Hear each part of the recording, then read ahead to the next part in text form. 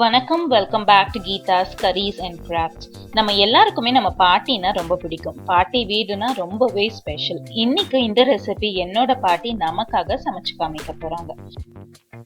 She is the most adorable and inspiring lady of our family. She is 75 plus years old. ஆனா இன்னைக்கும் அவங்களோட kitchen அவ்வளோ நீட்டா, அவ்வளோ கிளீனா, அவ்வளோ ஆர்கனைஸ்டா மெயின்டைன் பண்றாங்க. அவங்க கிட்ட இருந்து சமையல் அப்படின்றதையும் தாண்டி கத்துக்கிறதுக்கு நிறைய விஷயங்கள் இருக்கு. So with no further delay, let's get started.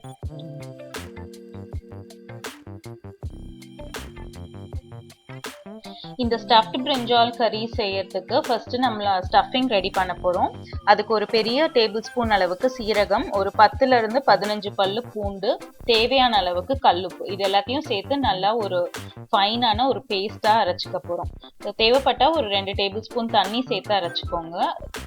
இப்போ நம்மளோட பேஸ்ட் ரெடி ஆயிடுச்சு.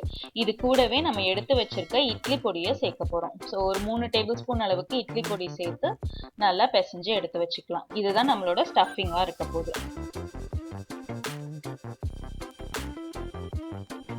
ஸ்டஃபிங் ரெடி ஆனதும் இப்போ நம்மளோட கத்திரிக்காயை கட் பண்ணிடலாம். ஸோ கத்திரிக்காய் கட் பண்ணும் போது நம்ம மேலே வந்து இன்கேஸ் நீங்கள் லெஃப்ட் டு ரைட் கட் பண்ணுறீங்கன்னா அதோட கீழ் பாகத்தில் நம்ம கட் பண்ண சைடுக்கு ஆப்போசிட் சைட் கட் பண்ணணும்.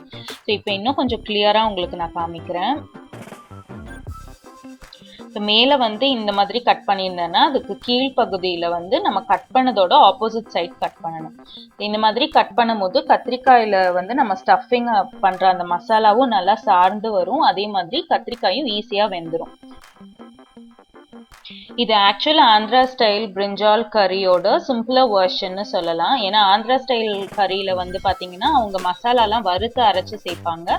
ஸோ இது வந்து கொஞ்சம் சிம்பிளர் வெர்ஷன். நம்ம எதையுமே வறுக்க போறது இல்லை, வெறும் பூண்டு, சீரகம், இட்லி பொடி இது மூணுத்தை வச்சே நம்ம ஸ்டஃப் பண்ணி செய்ய போறோம். ரொம்ப டேஸ்டியா இருக்கும் இந்த ரெசிபி, கண்டிப்பா ட்ரை பண்ணி பாருங்க. ஸோ நம்ம மசாலாவை இப்போ கத்திரிக்காயோட சேர்த்து ஸ்டஃப் பண்ணியாச்சு. பண்ணதுக்கு அப்புறமா இப்போ ஒரு பேன்ல கொஞ்சமா எண்ணெய் சேர்த்து இது எல்லாத்தையுமே ஃப்ரை பண்ணி எடுக்க போறோம். ஷாலோ ஃப்ரை தான் பண்ண போறோம். இதுக்கு ஒரு 2-3 டேபிள் ஸ்பூன் ஆயில் சேர்த்திருந்தா போதும். சேர்த்ததுக்கு அப்புறமா எண்ணெய் நல்லா சூடானதும் நம்ம கத்திரிக்காயை ஒன்னொன்னா அதுல சேர்த்துக்கலாம். கத்திரிக்காயை சேர்த்ததுக்கு அப்புறமா மூடி போட்டு ஒரு 2ல இருந்து 3 நிமிஷம் வேக வைங்க. வச்சதுக்கு அப்புறம் மூடியை எடுத்துட்டு எண்ணெய் இருக்கான்றதை செக் பண்ணி பார்த்துட்டு அதை திருப்பி போட்டு திரும்ப ஒரு 3 to 4 மினிட்ஸ், டோட்டலா ஒரு 5 to 8 மினிட்ஸ்க்குள்ள நல்லாவே குக் ஆயிரும்.